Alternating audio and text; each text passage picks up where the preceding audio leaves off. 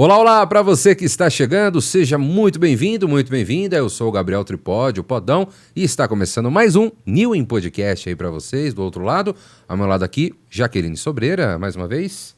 Tudo certo? Só alegria. Maravilha, mais um episódio, hein? Mais um, terceiro que eu tô apresentando. Oh, que sensacional, quem diria, né? Quem diria? Pois é, bom, além disso, né? Pra galera que tá chegando agora, é importante a gente deixar sempre aquele recado. Você que tá chegando agora, por favor, deixe a sua curtida, o seu comentário, o seu recado, a sua pergunta, o seu feedback, é muito importante. Compartilhe esse vídeo aí com os seus amigos, lá no WhatsApp, né, em qualquer outro grupo do Telegram, vá lá no Facebook, compartilhe em tudo, qualquer lugar, porque com certeza hoje vale a pena. Hoje, é uma honra pra gente. Hoje é um episódio mais do que especial. A convidada aqui promete... Uma presença ilustre. Não, ilustre. E assim, um storytelling que te prende, né? Pois é. Vai ser mágico, vai ser muito bacana, vai ser um aprendizado para todos nós. Então, Jaco, por favor, dê uma palhinha de quem estará com nós aqui hoje. Um pequeno trecho. Por favor. Bom, ela é diretora executiva na Abracom. Para quem não sabe, a Associação Brasileira das Agências de Comunicação. Possui mais de 25 anos de experiência de reputação corporativa. É doutoranda e pesquisadora em Ciências de Comunicação e Consumo. Senhoras e senhores, hoje vamos receber no New em Podcast Sheila Magri. E aí, seja muito bem-vinda. Bom, primeiro agradecer a Newin, né, pelo convite. Eu fiquei muito feliz de poder contar um pouco da minha experiência, bater um papo com você, Gabriel, e também com você, Jaque. E vamos lá, estou à disposição. E olha que podcast e rádio está no início da minha carreira e quem diria assim, até na minha vida, né? Fica marcado, né? E vamos falar disso já, porque eu gosto sempre de pegar um início. Começar pelo início, né? Vamos começar ali porque eu gosto sempre de começar um podcast com essa trajetória, com o início, como foi esse encontro. E falar sobre rádio é sempre muito bom. Aliás, é um primo ali, um pai do podcast. E para você, como é que foi esse encontro com a comunicação? Antes de tudo, antes da gente falar de reputação, falar de marketing, como é que foi esse encontro para você na sua trajetória? Olha, a comunicação é algo para mim visceral, literalmente. Né? Porque meu pai é jornalista, trabalhava em rádio, trabalhou muitos anos em rádio, em televisão, em jornal. Então eu já nasci nesse ambiente, né? As festas de fim de ano eram em rádio, né? Na Rádio Bandeirantes, inclusive, né? Por um outro lado, a minha mãe é tradutora e intérprete. Ela nasceu na China, veio para o Brasil, é tradutora de português e inglês. Então, trabalhou muito com línguas. Uhum. Então, eu acho que essa coisa de mexer com diferentes linguagens, né? E diferentes formas de comunicar sempre tiveram muito próximos, assim, de mim, na minha infância e tal, né? É por isso que eu acho que eu escolhi jornalismo, embora eu tenha prestado na USP, acredite se quiser, arquitetura. Olha só! Mas passei em jornalismo na Casper e na PUC e segui a carreira de jornalista. E na Casper Líbero, eu fiz, obviamente que eu fiz estágio na Rádio Gazeta. Claro, né? Com certeza. Não tinha a menor possibilidade disso não acontecer. Não tinha. Segundo ano, eu já queria de todo jeito trabalhar em rádio, né? E na rádio eu fiz tudo, gente. Eu fiz, assim, estágio, fui rádio escuta, fiz produção, fiz a produção de um programa, trazia convidados. Era muito legal, né? Assim, eu sempre gostei muito desse ambiente de rádio, né? Tanto que o meu TCC, na época, também foi um programa de rádio. Sim, sensacional. Sobre profissões. Uhum. Né? Uau. Aí depois depois da Rádio Gazeta, lá eu conheci o Rodolfo Konder, que era o presidente na época da Anistia Internacional. Ele era jornalista na TV Cultura, né? Fazia o RTC segunda edição, que o meu pai também já fez a edição, quer dizer, muito interessante isso, como a história meio que se repete, né? E ele me convidou para trabalhar na Anistia Internacional. Então eu fui secretária executiva da Anistia Internacional. Então eu saí da faculdade, já na faculdade estava no estágio na rádio, depois eu fui numa ONG, né? Sim. E de lá eu fui fazer estágio na Volkswagen, que era na época Auto Latina. Aí eu fui para o outro lado, de empresa, né? Depois saí da Volkswagen, fui para a Ford e depois fui trabalhar no Centro Cultural São Paulo com eventos. Que é setor público, mas é eventos também, na produção e organização de eventos. E eu apresentava os eventos. Eram eventos para terceira idade. Então, assim, eu acho que a partir daí a minha carreira foi me colocando em diferentes espaços, né? E lugares de fala, né? Então, estava no veículo, depois estava na empresa, depois estava numa ONG, depois estava num centro cultural, né? Então, assim, você começa a ver ali... E aí eu casei e fui morar na Inglaterra, fiquei 1 ano lá. Quando eu voltei, eu estava procurando emprego, né? E por meio engraçado, né? As pessoas, relacionamento é a coisa mais importante. A gente pensa que não é, né? Mas um relacionamento pessoal, né? Da minha mãe, entregou um currículo meu, né? Para Renata Monte Alegre, que estava na Hill & Knowlton, que era uma agência de comunicação. Sim. Que na época ela estava junto com a Ogilvy e ela resolveu começar independente, né? Então estava no início, eles estavam formando a equipe. E aí eu comecei a minha carreira em agência, né? Olha e só. Daí eu assim, acho que eu me encontrei trabalhando em agências de comunicação, né? Daí são mais de 25 anos trabalhando em diferentes... atendendo clientes de diferentes mercados, Sim. em diferentes segmentos, né? Eu comecei como supervisora e virei CEO da Hill & Knowlton e General Manager, né? E fiquei 5 anos nessa posição. Olha só. Depois eu fui para uma consultoria que é de comunicação estratégica, que é FTI Consulting. Uhum. E de lá, depois eu fiquei 2 anos lá, fundei, junto com a Débora Jacob, a Macob Comunicação, que ainda está aí, né? Sim. É uma agência de comunicação, então também fui dona de agência, pequeno negócio e tal. Que legal, hein? E saí, né, da Macob justamente para assumir essa posição como diretora executiva na Abracon. Né? Nossa, quanta experiência bacana, muito desafio, né? Muito desafio. E nesse meio, e aí já uma outra pergunta, uma curiosidade, como você sentiu o mercado, essa transformação, até porque foram diversos clientes, diversas campanhas, o que você sentiu de mais diferente ali quando você começou e as dores e preocupações até o momento de hoje, assim, o que mais mudou nesses desafios com o cliente, com a agência e tudo mais? Eu acho que o que mais mudou foi a entrada da tecnologia, a internet. Mudou completamente, a né? comunicação digital. Eu acho que completamente não, mas é uma nova forma, é um novo tipo de veículo e um novo tipo de relação.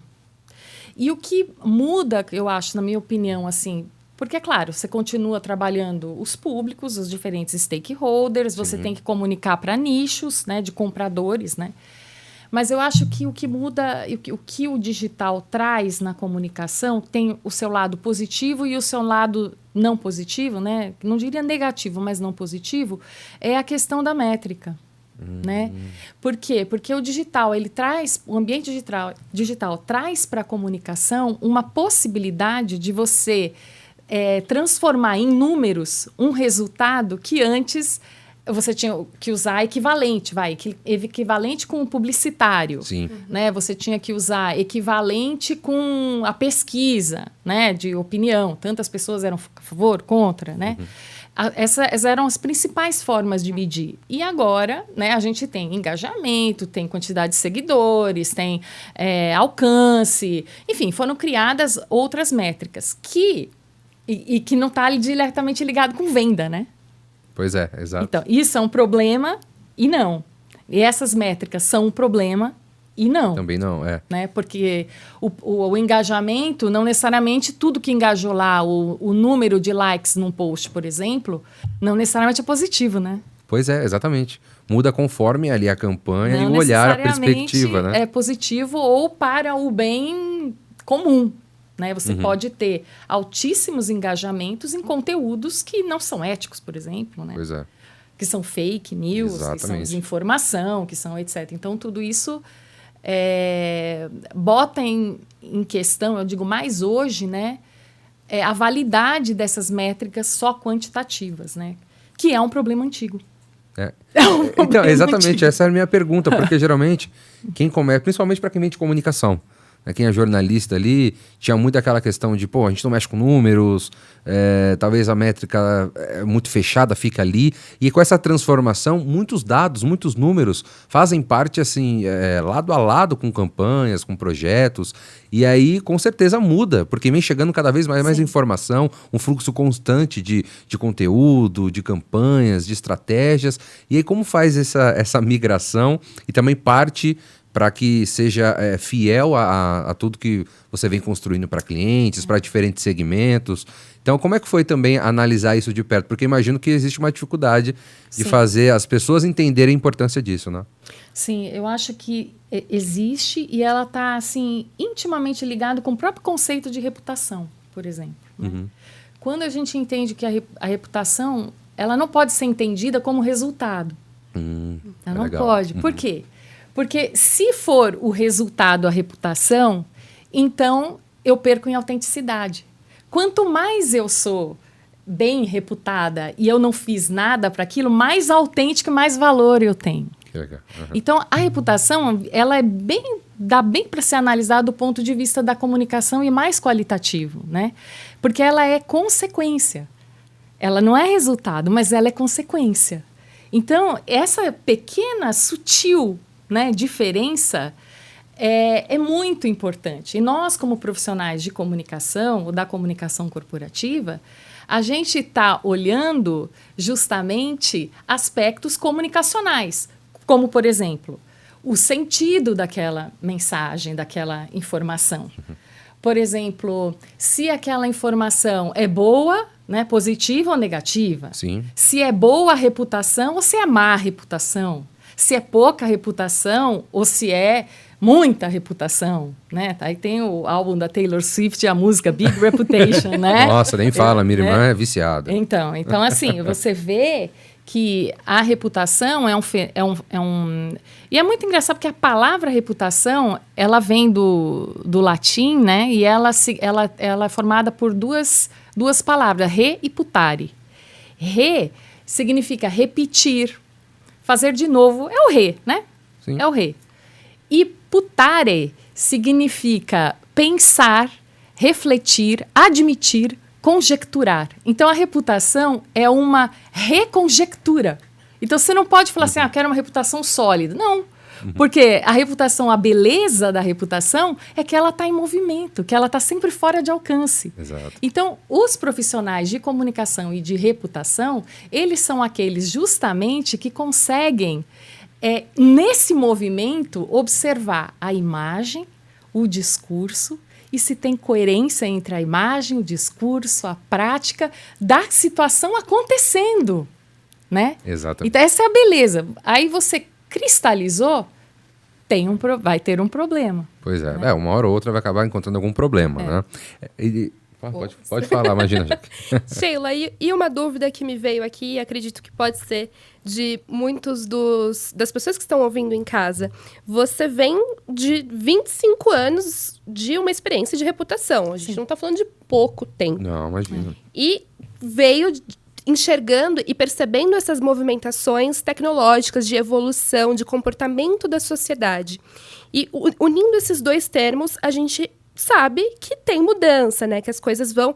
A reputação ela não pode ser vista só num aspecto. Então, as redes sociais impactam. Mas, na sua visão, e como foi acompanhar isso? E, para você, quais foram os maiores marcos de atualização ou de evolução? E como que a gente pode acompanhar isso? Não no achismo, né? Sim. Porque hoje em dia, na era digital, a gente tem muito achismo, sim, né? Os gurus. Mas como a gente pode olhar para isso de uma forma mais sólida, se assim eu posso dizer? Olha, eu acho que você tem toda a razão, né? Assim, Jaque, as modificações que vêm acontecendo, elas são assim... São grandes, né? Elas trouxeram muitos desafios para os profissionais de comunicação, né? Você imagina que antes a gente trabalhar com influenciador, o principal que a gente trabalhava numa comunicação de massa, né? No caso nós, agências de comunicação corporativa e executivos de comunicação corporativa, é o que a gente chama de mídia espontânea, né?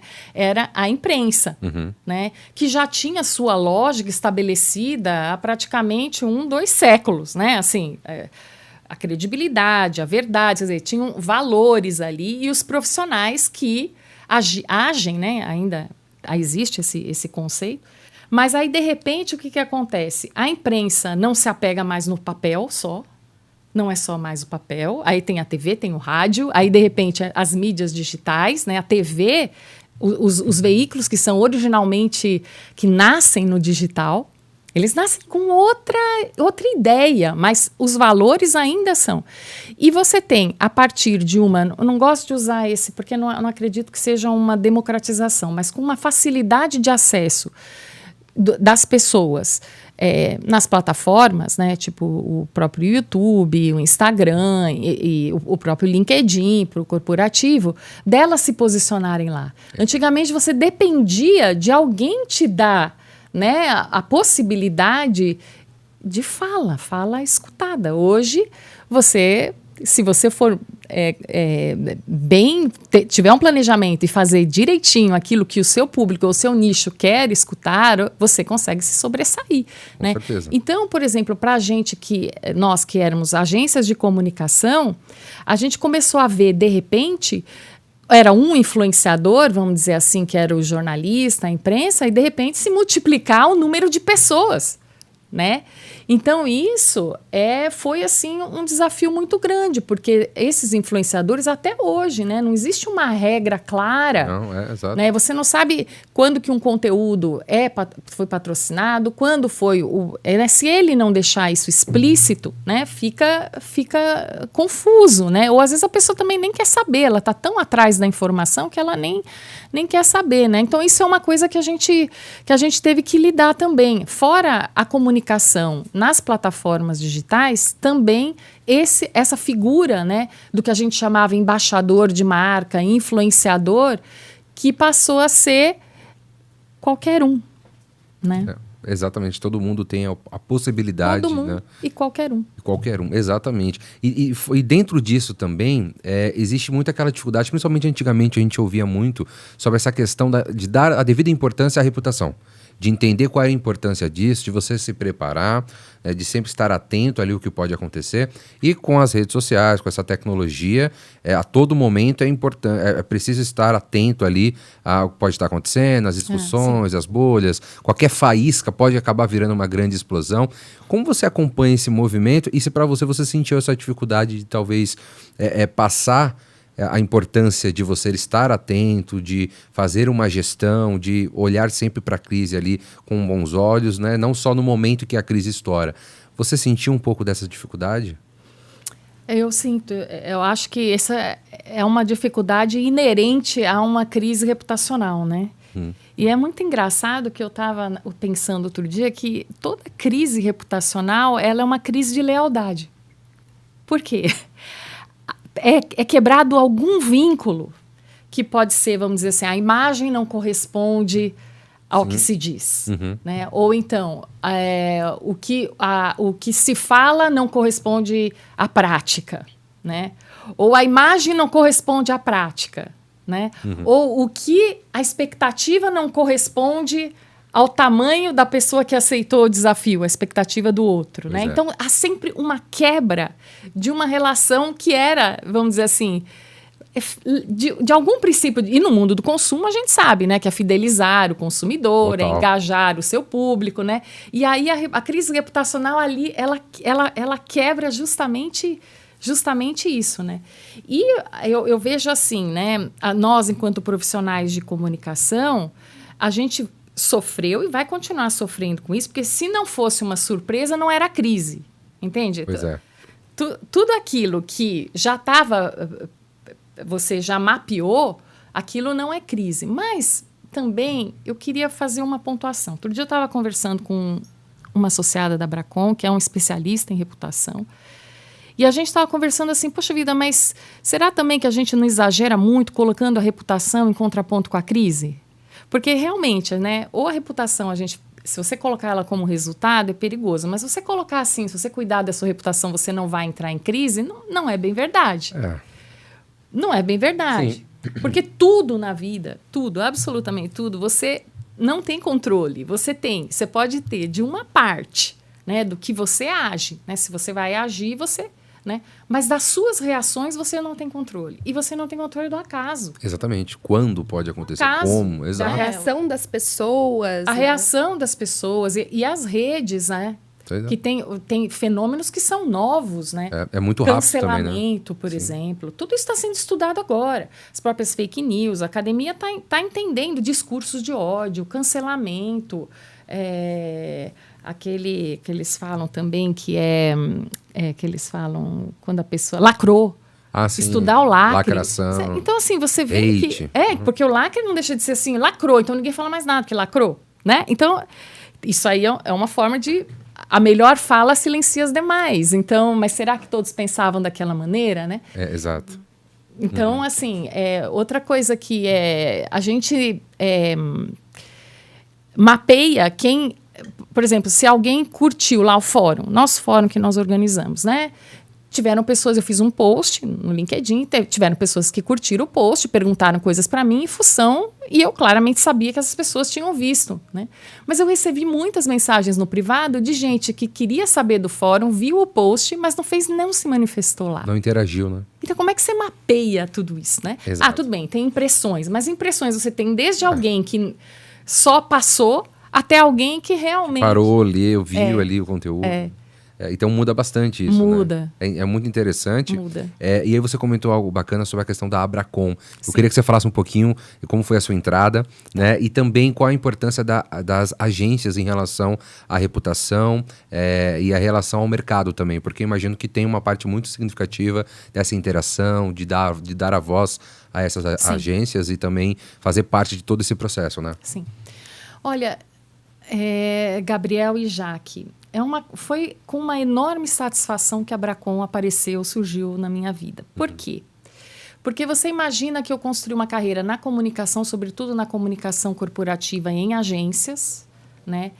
Então, assim, os meus desafios, eu já tive a minha agência, já trabalhei em agência multinacional, já trabalhei em agência pequena, eu fui diretora de todos os núcleos que vocês possam imaginar, do financeiro, capital marketing, saúde, tecnologia, banco. Eu atendi todas grandes marcas em diferentes segmentos. Eu era líder do grupo, porque isso são 15 anos, né, de carreira E quando tive a minha empresa, óbvio que eu atendia pequenas e médias e nichos, né? Então, é completamente diferente o entendimento. É um outro mundo. Né? Então, ali tinha um desafio, né? E, assim, eu sou muito... Para mim, o desafio é o que eu não conheço. Assim, o que eu já sei não me... Assim, eu nunca pretendi ser especialista, porque, para mim, especialista é alguém que sabe muito do que todo mundo sabe. Eu sempre quis ser a pessoa que estava aprendendo daquilo que não sei, né? Sim. E eu tudo um pouco, né? De tudo um pouco. O que esses últimos 10 anos, foram muito turbulentos para a comunicação. Foram anos que a comunicação saiu do desconhecimento até na pandemia, conhecimento total. Assim, não havia... Quando você não podia ter o contato físico, você tinha que comunicar virtualmente. Você tinha que ter uma estrutura de comunicação. A comunicação ficou visível na pandemia. O que era invisível ficou visível. Então, assim, não há dúvida que nós estamos na era da comunicação. Todos nós que estamos na comunicação estamos de diferentes formas naquilo que é mais importante hoje, assim, né? E a gente precisa valorizar isso. Né? Até, por exemplo, a gestão da reputação, eu questiono, porque gestão é um termo da administração. Eu, como comunicóloga, como acadêmica, eu diria assim que não é a gestão se faz da equipe, né? Da sua equipe de comunicação. Mas da comunicação em si, você cria sentido. É melhor você usar criação, usar imaginação, você usar, por exemplo, consumo de discurso, consumo de conteúdo. Isso é onde nós somos especialistas, né? É onde nós somos especialistas. Bom, aí eu tive a minha vida, experiência em agências e tal, e chega um momento que você... qual vai ser a nova plataforma? Qual vai ser a nova tecnologia que eu vou ter que migrar para poder comunicar? E qual a melhor forma de comunicar por meio dela, através dela? Ou como é essa plataforma, ou nova tecnologia? Né? Então, eu estava sempre à espera do próximo. E aí foi quando a Abracon surgiu para mim. E a Abracon foi assim, um desafio muito interessante, porque toda a minha experiência em comunicação corporativa e em agências é importantíssimo para essa função que eu tô. É importantíssimo. Cada coisa que eu aprendi em cada posição que eu estive, eu uso hoje. Sim, foi crucial. Mas, ao mesmo tempo, tem 50% das minhas atividades que são novas. Né? Porque eu nunca fui diretora executiva de uma associação. Uma associação não é uma agência. Eu não tenho que chegar a pegar a fórmula da agência e a fórmula da empresa e aplicar numa associação. Né? A lógica da associação é o coletivo, é ver aquilo que nos une, é ver as nossas fortalezas que sobem a régua e patamar de todo o setor de comunicação. Sim, sem dúvida. E aí eu fui atrás disso, nesse 1 ano. Então, eu fui conhecendo os principais executivos e representantes das agências. Fomos criando na Abracon diferentes programas, webinars. Os grupos de trabalho são muito ativos. E, a partir daí, eu fui vendo assim, o que esses profissionais têm em comum e o que é o diferencial de cada um. E como que a gente pode compartilhar, né?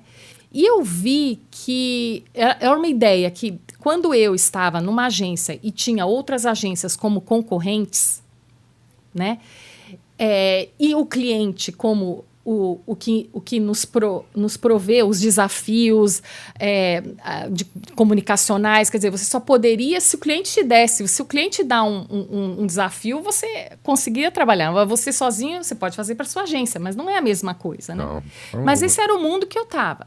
Aí, na Abracon, eu pude ver como que nós, profissionais de comunicação, temos muito conteúdo sobre os temas que estão nos cases. Desde o macro tema, onde a categoria que o case entra, até temas que são ligados à própria execução daquele case. Entende? Porque, por exemplo, eu quando fui diretora de atendimento, e era do grupo de banco, por exemplo, né? Eu não atendia só um banco.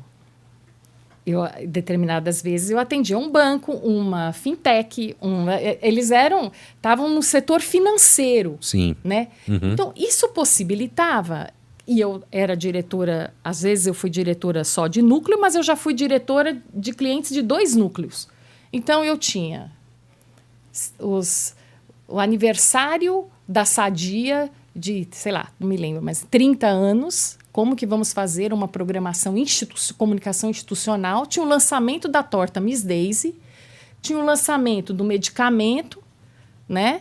E, ao mesmo tempo, tinha que preparar um executivo para uma sabatina com analistas. Olha só. Né? E, no mesmo setor, eu fazia práticas diferentes. Então, para a farmacêutica, eu também fazia o media training. Para a farmacêutica, eu fazia assessoria de imprensa. E para a farmacêutica, começava a fazer o digital. Você entende? Então, o que é diferente e o que é parecido? Esse é o profissional de agência sabe. Se você perguntar, ele sabe, né? Que legal. Então, consegue fazer essa distinção. E sabem, e eles falam muito bem, e eles são articulados. Só que eu acho que ainda precisamos ter mais oportunidades para mostrar esses profissionais, sabe, Gabriel? Sem dúvidas, até porque é uma discussão muito bacana, né? A gente fala muito sobre cases e a gente fala muito de marca, mas quando a gente fala de um case humano ali, de pessoas que estão por trás disso, a gente vai encontrar resultados incríveis, né? De pessoas que são especialistas em determinados assuntos, que vão saber ali direcionar o melhor caminho, o melhor conteúdo para diferentes segmentos. Exatamente. Que é uma coisa incrível, né? Você fala assim, na minha experiência eu já passei por tantas empresas. Então você vê um cara que acaba de entrar numa agência, ele já entra com um ritmo acelerado, porque ele já sabe como fazer, ele já tem ideia basicamente ali com qual caminho ele vai trilhar. Isso é muito importante também, né? Então, às vezes, as pessoas acabam confundindo ou não dando a devida importância para essa questão de case ali de conteúdo e case também profissional, de pessoas que estão ali por trás, que conhecem e tudo mais. Então, isso eu acho muito bacana e a gente fala aqui também, porque acho que essa visão dentro da Abracon, trazendo aqui pra gente, é crucial, né? Sim, eu lembro que eu conheci a Abracon na faculdade e era como se fosse uma entidade muito longe, assim, né? Aí eu falava assim, meu Deus, imagina um dia estar no evento da Abracon, conhecer alguém da Abracon. Pois é, chegou o dia, né? Então, eu também, eu sou formado em jornalismo, então para mim sempre foi muito bom acompanhar essas movimentações, entender, e são profissionais muito bem qualificados que participam. Então acho que isso é muito legal porque é a junção ali, é um núcleo de pessoas que conhecem o dia a dia, que sabem distinguir essas transformações. E em termos de desafio, como você enxerga os maiores desafios hoje? Talvez seja esse avanço da tecnologia, esse fluxo rápido de informações, essas bolhas. Como você enxerga? Olha, eu acho que o maior desafio é pensar coletivamente, por mais incrível que pareça. Eu acho que a gente tem um desafio muito grande de pensar, assim, tá numa lógica muito individual, sabe? Do individualismo. Sim. E eu acho que isso prejudica muito, sobretudo, a vida, né? A vida no planeta, a vida das pessoas. Total, em tudo, né? Trabalha em tudo. Quando você consegue, e eu acho que esse é um papel da comunicação, porque está na origem da palavra comunicação, é comum. Quando você consegue encontrar isso que é em comum, né? Em comum, e compartilhar esse em comum, e encontrar, como até o Obama falou, aquilo que nos une, não aquilo que nos separa, é muito satisfatório. Isso para a gente enquanto setor, vamos dizer assim, o setor de agências de comunicação, mas também a gente enquanto profissional. Porque às vezes você, como profissional, você está lá com os seus perrengues, com as suas coisas, você acha que é só você. E aí você começa uma cobrança muito grande, porque esse individualismo também ele vem junto com uma autocobrança. Total. Sim. Né? Que é a autocobrança pela competência e a autocobrança pela felicidade. Como se você fosse o único responsável por não ser feliz. E a gente sabe que, lembra, 50% somos nós, 50% pode ser o acaso. Sim. Né? Tá super feliz com uma pedra na cabeça. O que vai fazer?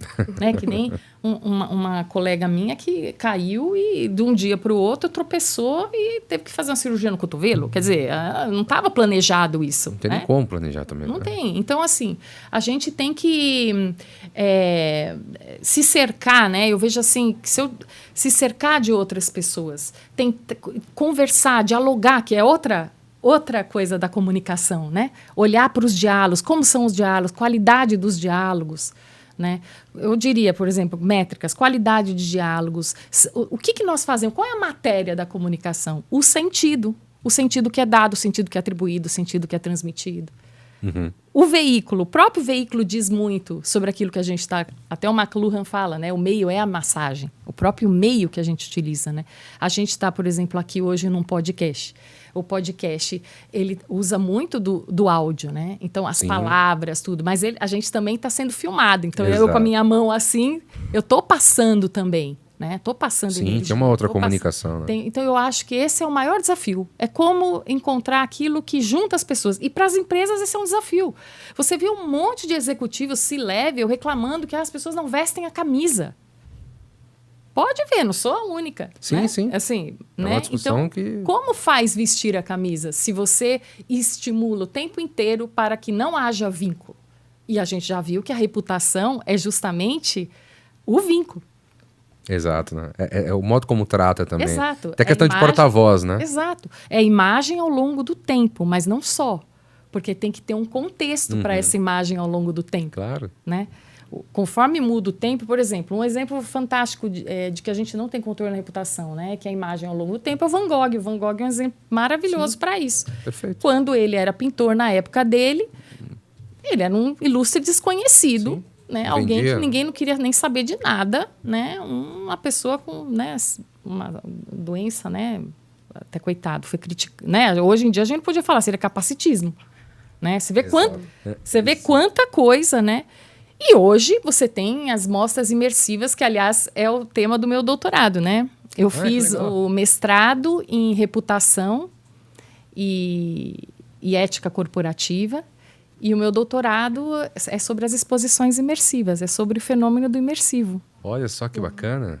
Que ideia. Mas você já vou aqui falando. Não, tá certo. Não, e é bacana. Pra gente é uma informação. É muito bom isso. Né? E eu lembro que você comentou com a gente aqui também sobre essas transformações tecnológicas, assim, pô, o que vai vir? Quais são as tendências? E agora? O que eu tenho que esperar?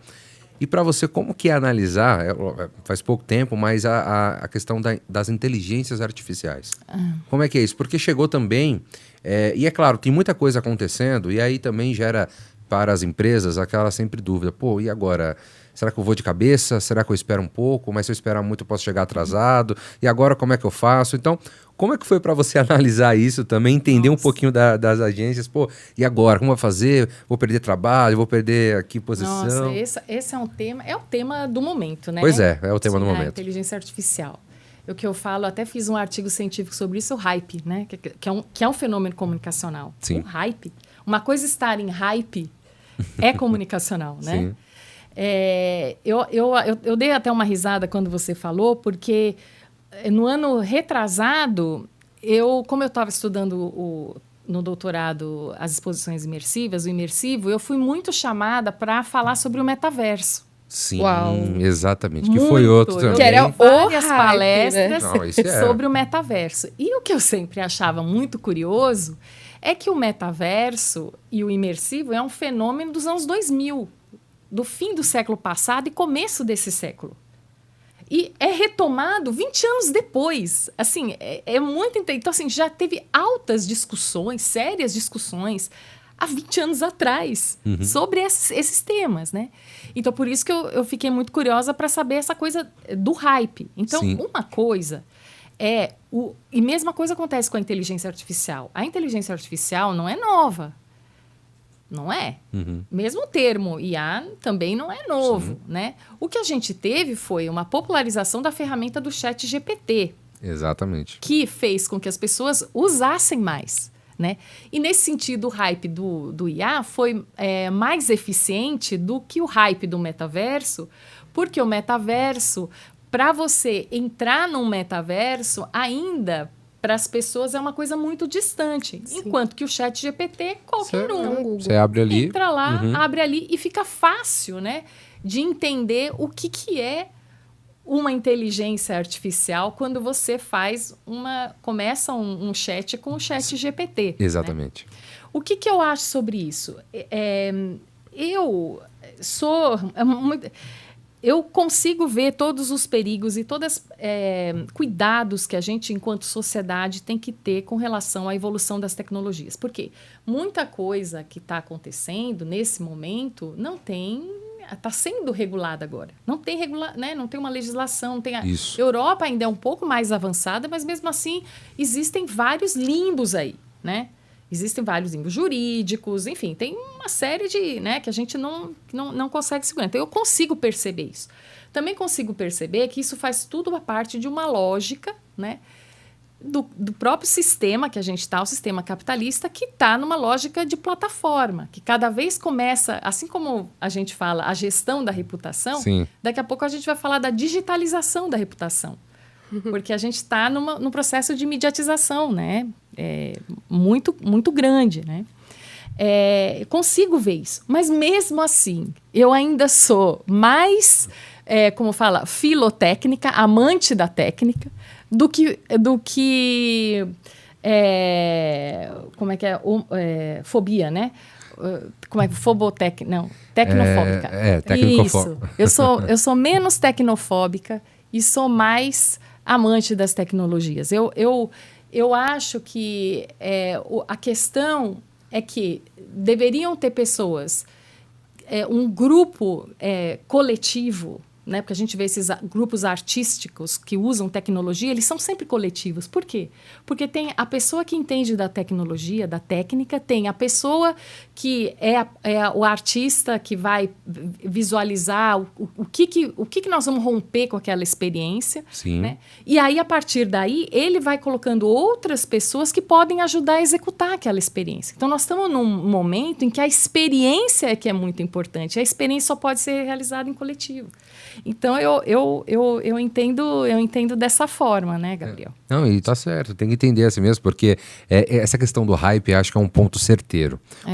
O metaverso mostrou isso pra gente quando foi lançado ali, lançado não, né, relançado, até pela foi questão lançado pelo Zuckerberg lá, sim, até pela questão Meta. Isso, Teve tem a questão da Meta, tudo, então aquilo foi um boom ali na hora, falou, e agora, como vai ser? E aí essa questão do hype mexe muito com o mercado, nesse sentido de, pô, e agora?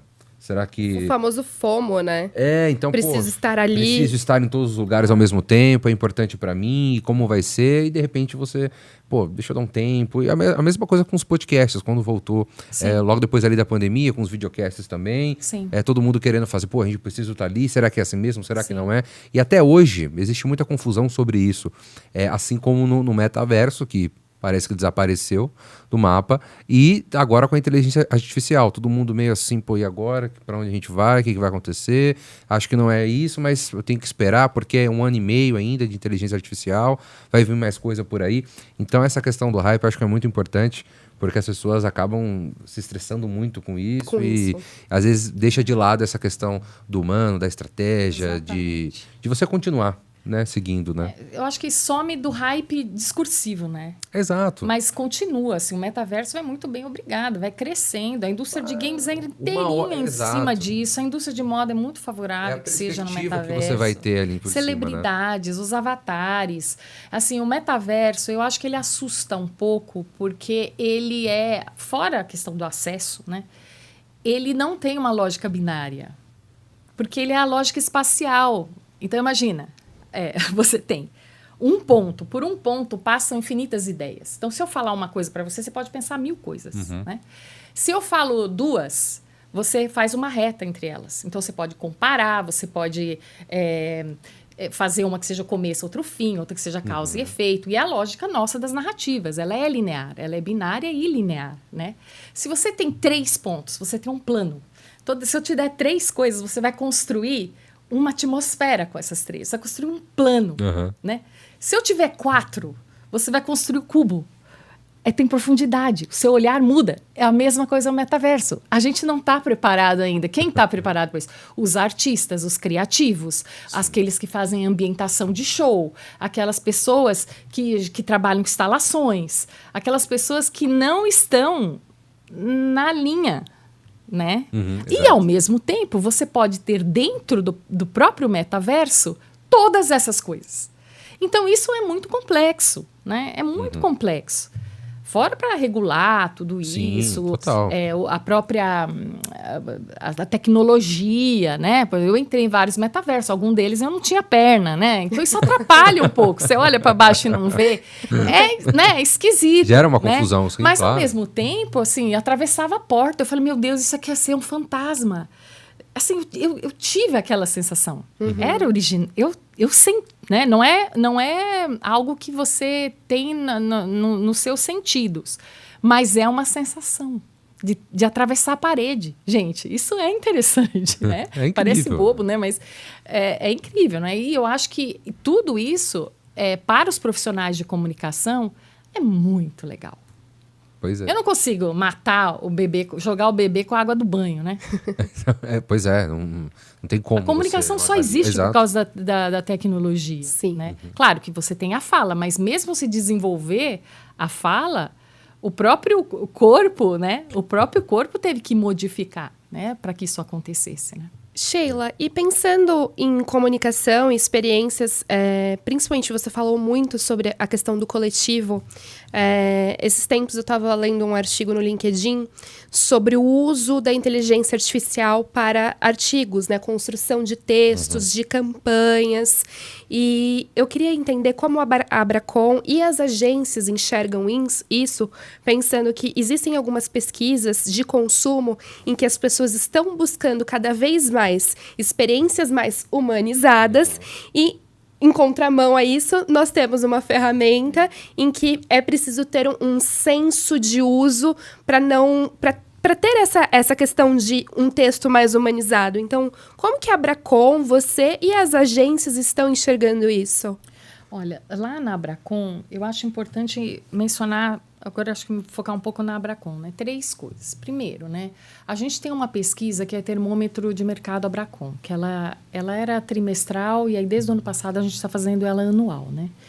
E uma coisa interessante de observar, porque as agências de comunicação, elas surgiram como assessorias de imprensa. Elas eram só assessoria de imprensa. E hoje, a assessoria de imprensa ainda é, segundo a pesquisa Termômetro de Mercado da Abracon, a atividade mais demandada dos clientes e que é mais entregue pelas agências. Entretanto, em segundo lugar, né, aparece agora, desde o ano passado, e é a que mais cresceu, porque estabilizou a assessoria de imprensa e cresceu, foi comunicação digital e comunicação nas redes e ação com influenciadores. E em terceiro lugar foi, aí ó, respondendo você, que subiu também, enquanto a assessoria de imprensa estava estável, subiu também comunicação interna, que é comunicação com colaboradores, até em função de todas essas questões ligadas à ESG, à diversidade, equidade e inclusão, né? Então, comunicação interna, e mesmo como uma herança da pandemia, sim, a comunicação interna subiu. Então, você vê que está ali, num mesmo patamar de crescimento, vamos dizer assim, uma preocupação das agências com o digital, com a tecnologia e com as pessoas. Então, é interessante observar isso. A gente fez também, o ano passado, uma pesquisa muito interessante sobre a maturidade digital das agências. Oh, que legal. Porque, assim, o digital é uma coisa assim, que imediatamente eu falo, digital, todo mundo parece que entende alguma coisa, mas acho que as pessoas não entendem a mesma coisa, né? E para você oferecer um serviço nisso, de comunicação digital, você tem... nós temos a associação, né, das empresas, das agências de digital, por exemplo, que fazem o marketing digital, que chama comunicação digital também, né? Você tem a própria... os desenvolvedores, de site, que tem conteúdo para o site, que tem, né? Você tem os analistas de dados, né? Trabalhando, fazendo a análise dos dados... Do desempenho, e esses dados podem ser tanto aqueles que aparecem de engajamento, quanto os dados de compras, quanto comprou, quantos leads, etc. Enfim, né? Então, você tem isso. Aí a gente falou, não, peraí, qual é o nosso lugar, né, nesse universo do digital? E é muito interessante porque a gente fez primeiro um mapeamento. Essa pesquisa a gente entrevistou e teve o feedback de donos de agência e profissionais de agência, pessoas que lidam com o digital e pessoas que não lidam com o digital. Ah, que bacana. Então, foi importante para você ver, para a gente ver como que não estava discrepante o que o pessoal mais jovem pensa e os donos das agências pensam. E eu pensava que ia ter uma diferença. Sim. Um ser mais atrasado ou não. Você percebe que aquele que já se acha também nativo, ele acha que para ele é óbvio, então ele não pesquisa. Aquele que acha que é migrante, pesquisa mais, porque... Então, né? Então você vê que tem coisas surpreendentes ao você analisar o resultado de uma pesquisa dessa, mas o bom é que a gente percebeu que não há uma discrepância muito grande. E aí, por exemplo, a gente colocou termos, né, desde SEO, né, até, sei lá, engajamento de conteúdo, aquelas quantos toques por post, sabe? Todas aquelas formas de medição.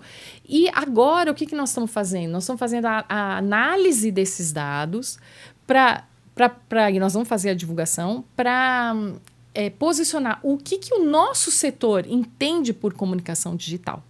O que eu já posso dizer e adiantar para vocês é que o nosso setor é o que está preocupado com a reputação das marcas no digital. Olha. Então, essa daqui não é só entrega, conteúdo, quantidade ou venda. Não. Porque se você acha que vai atingir o público, você acha como cliente que vai vender, mas a gente entende que isso pode, de alguma maneira, sacrificar a reputação, ou a gente não vai fazer, ou a gente não vai recomendar, ou a gente... Certo. Entende? Uhum. Querendo ou não, é uma nova vertente ali para se preocupar e também para entender no mercado. Porque tempo atrás até é muito importante essa preocupação, porque diz muito sobre a transformação e sobre aquilo que essa as palavra-chave. porque as pessoas vão desempenhar ali. Né? Então é muito importante isso, porque as agências e as marcas também se preocupam muito, essa questão de reputação, o que eu vou publicar, qual é o limite ali que eu posso estabelecer, essa questão de bolhas também é algo muito complicado, porque aquela efetividade que você até comentou, né? Pode ser que eu seja muito bem visto ali em determinado público, mas para outro, como que eu estou passando essa outra mensagem? Não tem como eu também medir isso. Então pode acontecer, então é importante essa questão de reputação digital. E o que você pode trazer mais para a gente sobre essas informações, que eu acho que é importante a gente frisar aqui? A gente tem um grupo de trabalho de digital, de comunicação digital. E esse grupo de trabalho é que a gente tem o Abracon Digital, né? E com certeza esse ano, que é um evento que a gente faz em novembro, que legal. Aí nós vamos aprofundar e apresentar os resultados da nossa análise da pesquisa. Certo. Né? Da nossa análise da pesquisa. Mas tem muitas coisas interessantes ali. Né? Você tem, por exemplo, quando você faz a pergunta aberta, né, para os respondentes sobre o que eles acham que tem que ser o foco do digital, os desafios e etc. Enfim, as respostas são diversas, mas aí eu usei o ChatGPT. Muito legal fazer isso, eu adoro fazer isso. Eu gosto de não usar o ChatGPT para ele trazer conteúdo de fora. Porque quando ele traz conteúdo de fora, pode alucinar, né? Claro, com certeza. Pode alucinar, tem que checar e etc. Mas eu joguei lá algumas respostas, não falei onde que era, não coloquei o nome de ninguém, não é nada, né? Informação também, né? E eu fiz uma pergunta que também não compromete em nada, só interessa para coleta. Eu sou muito cuidadosa em usar o ChatGPT nesse sentido, sabe? Que eu não gosto de ficar municiando ele também com dado, mas eu acabo ensinando ele a perguntar. Eu fico preocupada, mas eu não consigo me conter. Não tem como, né? Eu não consigo me conter, porque é uma ferramenta muito boa para quem gosta de mandar, para quem gosta de perguntar e para quem gosta de avaliar. Sim, é muito bom. Então aí é complicado, né? Você fica, né? Ainda mais quando você treina bem, né? Quando você treina certinho ali. Eu perguntei qual o sentimento que predomina nessas respostas todas. Olha Sabe qual foi? Que pergunta boa. Ansiedade. Caramba, olha só. Louco, né? E aí eu coloquei em uma palavra. Eu também. Tem que deixar muito claro. Você tem que saber de engenharia de prompt em uma palavra. Então, assim, eu fiquei pensando, puxa, realmente, eu li todas, então eu falei, tá correto, né? Então, você vê, usar a tecnologia e o IA entra lá na pesquisa. A gente pergunta, por exemplo, se todos estão usando IA, todos estão usando IA, né? E é uma curiosidade, desde as grandes até as pequenas. Aí, o que varia são questões assim, por exemplo, a maior parte das pequenas é para texto, conteúdo, né? Tá, entendi. Né? Então, assim, você vê que uma coisa interessante também, as maiores focam mais em assessoria de imprensa e comunicação em redes sociais, mas as menores em assessoria de imprensa e conteúdo de redes sociais, e as do meio, comunicação digital sobe. Olha só, meu. Não é interessante isso? Interessantíssimo. E tudo casa, né? Um casamento de informações Então, perfeito. você veja, assim, no mesmo setor, há distinções, porque precisaria analisar que clientes que eles atendem, que tamanho de empresa, como que essas empresas têm um entendimento ou não do nosso serviço, né? Então, tem... mas você falou uma palavra que eu gostei, que é uma palavra-chave, que é a palavra transformação. Eu acho que essa palavra é a mais amiga da comunicação. E eu acho que nós, comunicadores, a gente tem que assumir isso e assumir publicamente que nós somos os profissionais da transformação. O que significa que nós nunca vamos atingir, entende? Sim. Porque nós vamos mudar, então nós vamos mudar com o contexto, nós vamos mudar com as ferramentas, nós vamos mudar com a forma de entendimento de conteúdo, nós vamos mudar com os veículos. Por quê? Porque a matéria-prima da comunicação é o sentido. E o sentido não é dado, não é você dar o sentido para a sua vida, outro dá o sentido para a sua vida. Exatamente. O sentido não é fora de você, para você, né? Bacana. Por isso que eu falo que o coletivo é importante. Muito. Porque é a troca, né? A comunicação é a troca de sentidos, é a troca social de sentidos. E cada vez mais importante. Exato. Né? E cada vez mais importante. Cada vez mais importante. Pô, sensacional, muito bom, né, Jaque? Esse episódio tem que assistir 2, 3 vezes, porque a minha cabeça tá... A Sheila alugou assim um triplex. A famosa frase do hype. Pois é, né? Mas então assiste já anotando, reassistindo, vale muito a pena. Ouvindo também, né? Pois é, e infelizmente a gente vai chegando no final. Sheila, pô, é uma aula pra gente, a gente gostaria... Pô, se deixar, a gente conversa 3 horas aqui, vai embora. 3 horas. Né? Passa muito rápido, mas a gente queria muito te agradecer pela sua presença aqui. A gente está muito feliz.